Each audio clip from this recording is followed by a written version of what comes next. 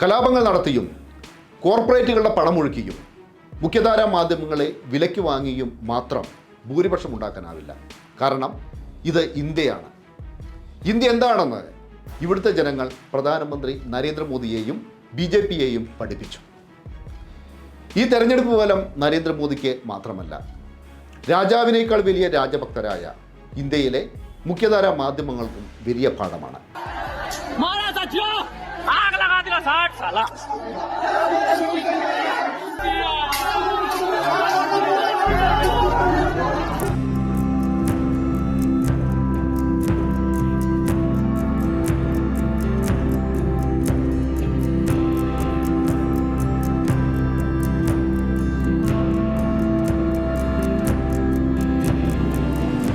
कोई गलती ना हो जाए।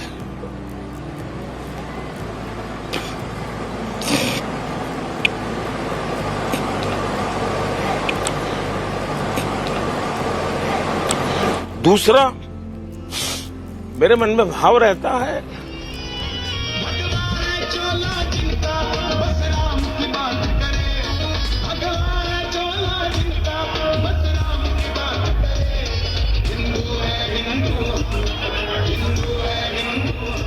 पहले जब तक माँ जिंदा थी मुझे लगता था कि शायद बायोलॉजिकली मुझे जन्म दिया गया है। माँ के जाने के बाद मैं कन्विंस हो चुका कि परमात्मा ने मुझे भेजा है। ये ऊर्जा बायोलॉजिकल शरीर से नहीं मिली।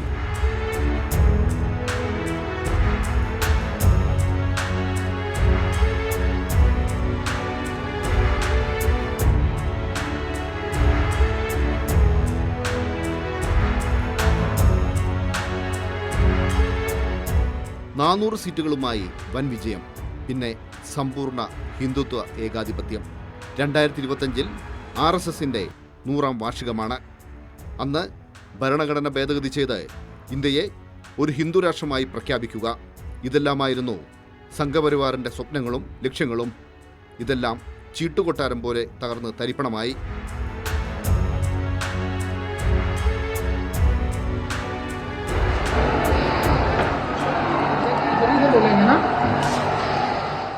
NDAയുടെ പരാജയതുല്യമായ വിജയത്തിന് ശേഷം മോദി BJP പ്രവർത്തകരെ അഭിസംബോധന ചെയ്തു.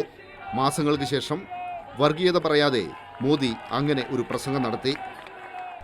मेरी मां के जाने के बाद ये मेरा पहला चुनाव था, लेकिन सच मानिए देश की कोटि कोटि माताओं, बहनों, बेटियों ने मां की कमी मुझे खलने नहीं दी।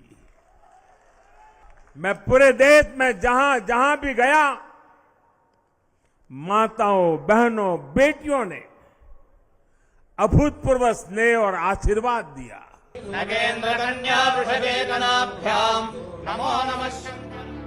ഇതെല്ലാം കുറച്ച് പഴയ ദൃശ്യങ്ങളാണ്. പുതിയ പാർലമെന്റ് മന്ദിരത്തിന്റെ ഉദ്ഘാടനം. അന്നത്തെ മോദിയുടെ വരവ് ഇങ്ങനെയായിരുന്നു.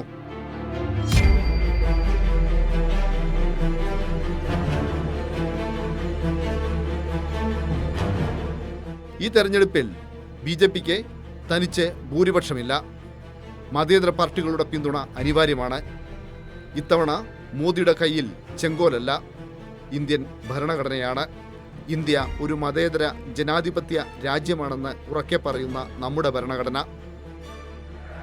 ഭാരത് മാതാ കി വന്ദേ വന്ദേ വന്ദേ വന്ദേ. NDAയിലെ കക്ഷിനില ഇങ്ങനെയാണ്. BJP 240, TDP 16, ജനതാദൾ യുണൈറ്റഡ് 12, മറ്റുള്ളവർ 25.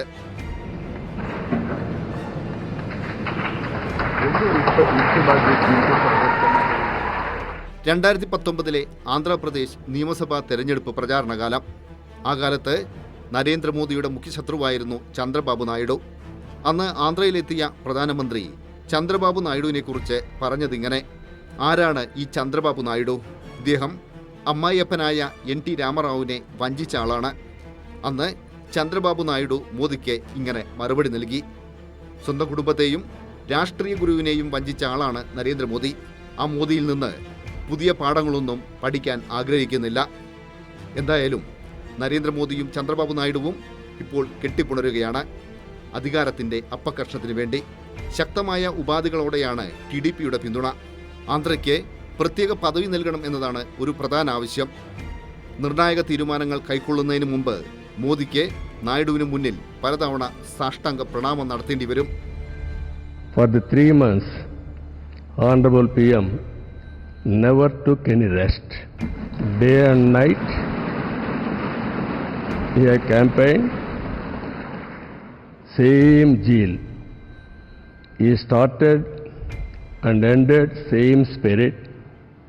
In Andhra Pradesh, we had 3 meetings, public meetings, 1 big rally. It had made a huge difference for winning the elections in Andhra Pradesh.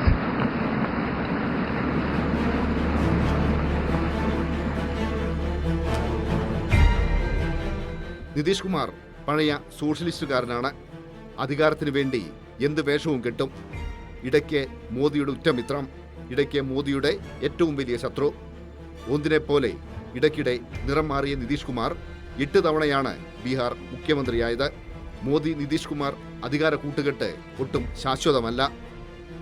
मैं आपका अभिनंदन करता हूं और आपके नेतृत्व में सब लोग काम करेंगे, सब लोग चलेंगे इन्हीं शब्दों के साथ।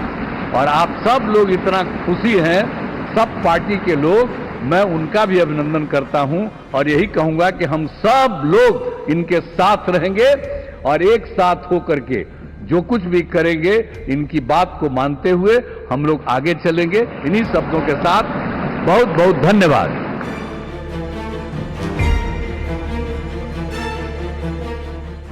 തനിച്ച് ഭൂരിപക്ഷത്തിൽ കുറഞ്ഞതൊന്നും BJP ഈ തെരഞ്ഞെടുപ്പിൽ പ്രതീക്ഷിച്ചിരുന്നില്ല. കണക്കൂട്ടലുകൾ തെറ്റിച്ചത് മുഖ്യമായും UP-യാണ്. UP-യിൽ നായകനായി മാറിയത് അഖിലേഷ് യാദവാണ്.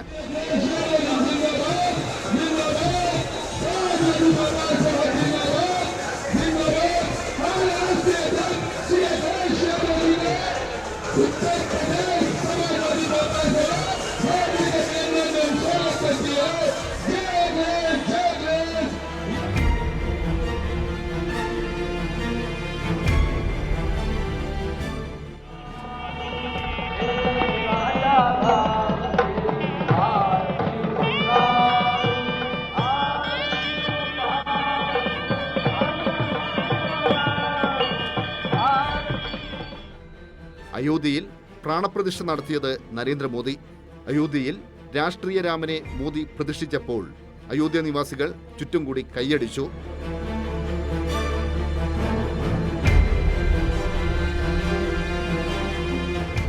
आज हमारे राम आ गए हैं।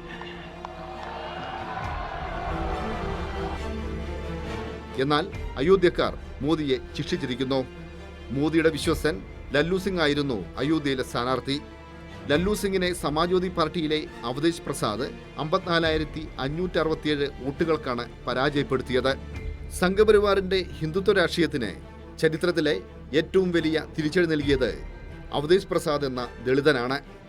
അയോധ്യയുടെ പേരും പറഞ്ഞ് ഹിന്ദുക്കളെയും മുസ്ലിങ്ങളെയും BJP ഭിന്നിപ്പിച്ചു. എന്നാൽ ക്ഷേത്രനഗരി കെട്ടിപ്പടുക്കാനായി കുറേയേറെ ഭൂമി ഏറ്റെടുത്തു.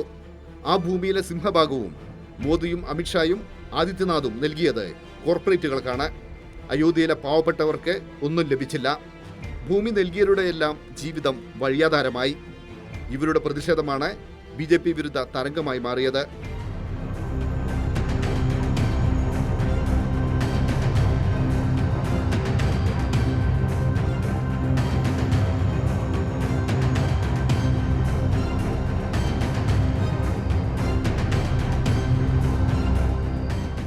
यहाँ पर कम से कम अयोध्या में करोड़ों की मस्जिद है,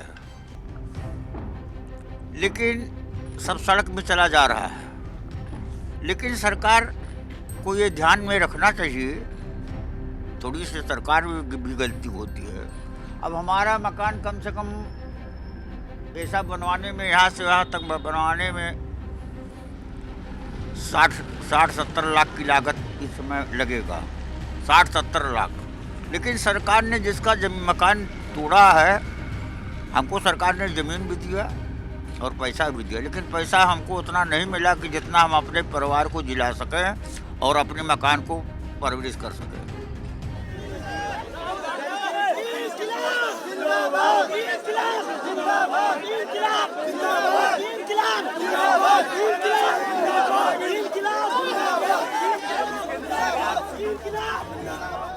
ഗുസ്തി താരങ്ങൾ നീതിക്ക് വേണ്ടി ദില്ലിയിലെ തെരുവുകളിൽ സമരം ചെയ്തു.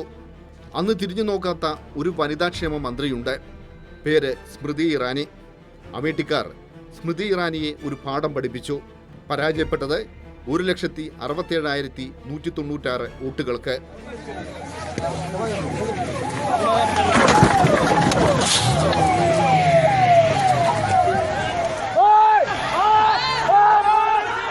കർഷക സമരം രാജ്യത്തെ പിടിച്ചുകുലുക്കിയ കാലം.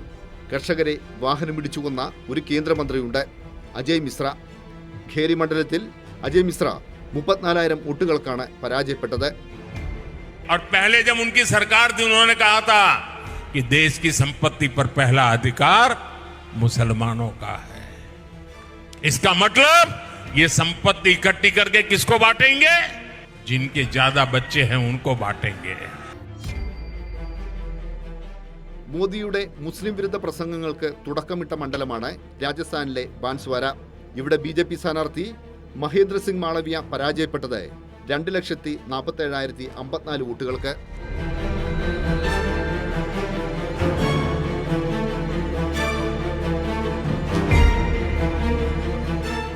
മണിപ്പൂരിലെ കലാപം പൂർണ്ണമായും കെട്ടടങ്ങിയിട്ടില്ല. മെയ്തി വിഭാഗവും കുക്കി വിഭാഗവും ഇപ്പോഴും ഏറ്റുമുട്ടുകയാണ്. പക്ഷേ ഇരു കൂട്ടരും ഒരു കാര്യത്തിൽ തീരുമാനമെടുത്തു: BJPയെ പരാജയപ്പെടുത്തണം. മണിപ്പൂരിലെ 2 മണ്ഡലങ്ങളിലും BJP ദയനീയമായി പരാജയപ്പെട്ടു.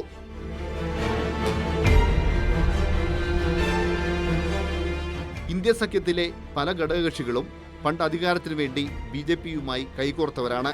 DMKയും തൃണമൂൽ കോൺഗ്രസും AB വാജ്പേയി സർക്കാരിൽ പങ്കാളികളായിരുന്നു. എന്നാൽ പഴയതുപോലെ മോദിയുമായി കൈകോർക്കാൻ ഇവർക്കാവില്ല. കാരണം രാജ്യത്തെ രാഷ്ട്രീയക്കാറ്റ് മോദിക്ക് എതിരാണ്.